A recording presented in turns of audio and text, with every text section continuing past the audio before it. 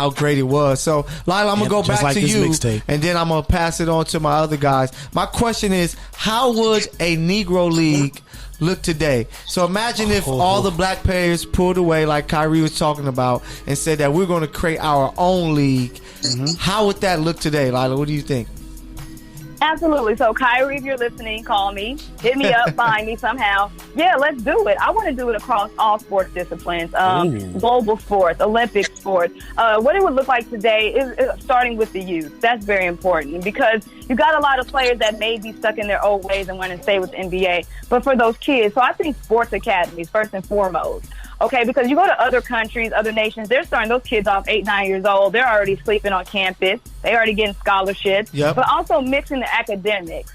So going back to Kansas City, they have Paul Robeson, which was a classical Greek, and they also had Central High School, which was classical Greek magnet. We had everything from track and field, fencing, diving, indoor track, outdoor, soccer, tennis, golf. We were already doing it. So I would love to see it across all sports disciplines. And let's be honest, they're not student athletes. These are, for a lot of these college programs, they're athletes. They're spending almost 40-plus hours a week, dedicated to the sport, and there's very little time for academics. I want to see us be able to combine both, so that time when they are ready to go pro, I would love to see take care of the families, so you don't have to do these underhand deals, and there won't be a lot of, we're going to buy your mom a car so you can come sign to this school or come to this team or whatnot. So, and giving the ownership equity to the athlete and saying, you helped us make $100 million this season. We're going to give you a percentage of that. And so I think they do that somewhat. But I mean, when that player retires, they should be able to be an owner. They should be on the board of directors. They should have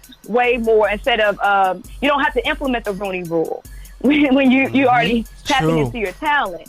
So we have a lot of retired athletes that are they're not being used. They're not even being hired on the college level to even coach. So I want to bring all those retired out. We can use their wisdom as veterans. We can use their sound advice and also with life skills. So for me, it's a livelihood. It's all encompassing.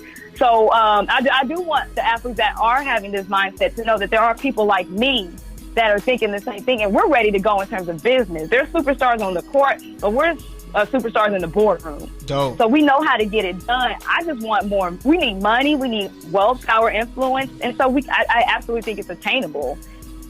Man, facts. So, Mike, you are here in studio with me, man. What do you think? What would a Negro League look like today? It would look like one with professionalism. Okay. It would honestly, especially if we're just going to start off with basketball, that's what we're going to start off with in that aspect.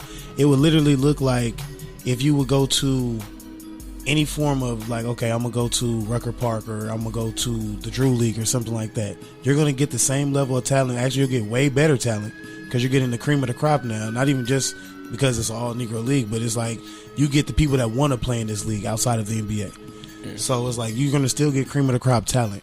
But if we're going to go across all sports, the football league will be monster.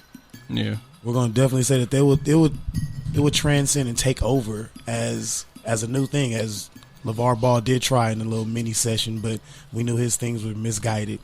But he had a nice aspect at going at it, but an all Negro League around sports, it would take over, and you would have to give appreciation, or you would have to pay up. Yeah, in fact. So what do you think, what would it look like to you, Bruce? Exactly what all sports look like right now. Like no difference at all. Yeah. Mainly because billions of dollars. Yeah, like it would, like, if we had the money that would back us, which I'm sure they could find and also get to where that wouldn't be an issue. But when you come to like front office positions, it's a professional. Just being a professional is not something that black people can't do. Yep. We are head of office and CEOs and Fortune 500s and all this. It's not a problem for us to actually do something like this. It's like, well, corporate America or almost like the big brother actually allow it. They don't want us to be in these positions, and they understand. That's kind of why they're like, well, you don't need the Negro League anymore, technically. Like, come on and play with us. Yeah. Because at some point, that's where all the talent's going to be. And if they give us, I think, the power to do something like that, and then it'll be one of those things that's just like leading the culture. Facts. Like, not saying that they aren't, but how NFL has like this, oh, you can't do this, you can't do that. Baseball, you can't do this, you got to do it this way. Like, even in soccer, like, any sport that we would play to where it would be Negro League, I mean, every country has a Negro population or a black population or color. I mean, Dominican and Cuba and all of this. Especially in athletics. Especially in athletics. People that play sports, period, like, there's not going to be a shortage on talent, and the business side would easily be figured out. Because we're already the biggest. I don't think it would be any change in anything. But you do have to as long as they sign them checks. Yeah, black women are the most intelligent women and the most educated in the last decade, have been the most I want to add that highest number of entrepreneurs. I want to add in the Negro Leagues, they actually have some women as pitchers and other positions. I would love to see our brothers and sisters playing together for the same team. Some teams may end up being all women. It's just, whoever is the best. So I think let's stop the gender discrimination. Equality, right? That would be different. Because they can get these buckets too. Equality. Hey, Mia is a bucket. They can get these buckets too. Cat man, Mia will run Michael over. I'll say that right now. Get out of here. hey, so Philip, what's your take on it? How do you think a Negro League will look in today's time? Man, it would. I'm kind of with Bruce, man. I feel like it will look the same, man. I think that we can do everything that's needed to make our own leagues.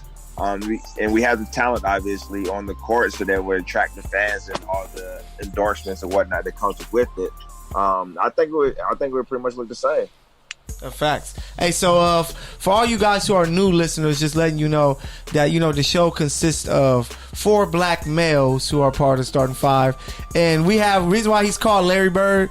Because he's a white Jewish male, and this is gonna be great to hear his take. With soul, it's cold. Yeah, he got some soul. He don't got a cold soul. He got a little bit of soul. In I said it's cold. Okay. It's cold. Here we go. So Hines, what do you think a Negro League would look like in today's time? He cold with it. Hines, do you not want to talk about this? Hello? Bro? Oh, can you hear me? No, we hear you now. Perfect. Oh, sorry about that. No, all good. I was saying that'd be horrible timing. I think it would look exactly the same as it does now with the NBA. I think Bruce is exactly right. The same model is already there. It's the same blueprint.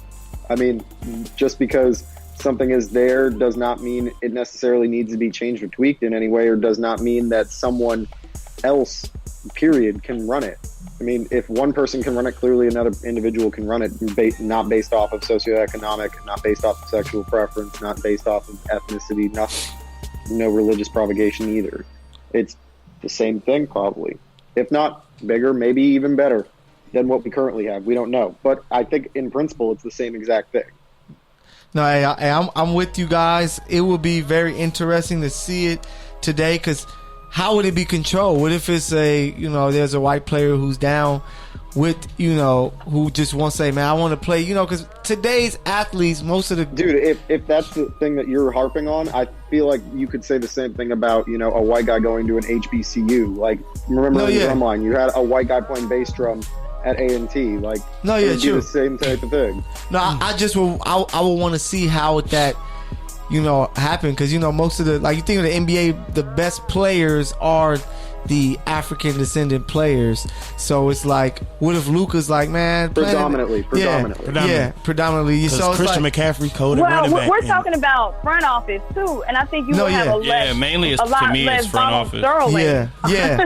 Facts. You'll have less of those guys. Well, okay. I think that goes without say. You know what I mean? In terms of it being the same, there's going to be a lot less of that. There's going to be a lot more in terms of equality. And that's what will be really dope about having a Negro League of today, because it'll be men and women owners and managers. Because first of all, black people can't be racist. That's one thing. So I learned that in college. We will make sure that love is spread it out. So we'll make sure that everything is cool when it comes to that. So I think the revenue will be more shared, and I think the competition might be even better, because you do have those organizations who will give a black player the side eye because they want to sign a white player. Yeah, hey, what about now Utah went through this for a while. Indiana went through this for a while. Like, they're trying to. I understand, like, it's more of the crowd that you're trying to, like, put a team out there for, but that's why you losing.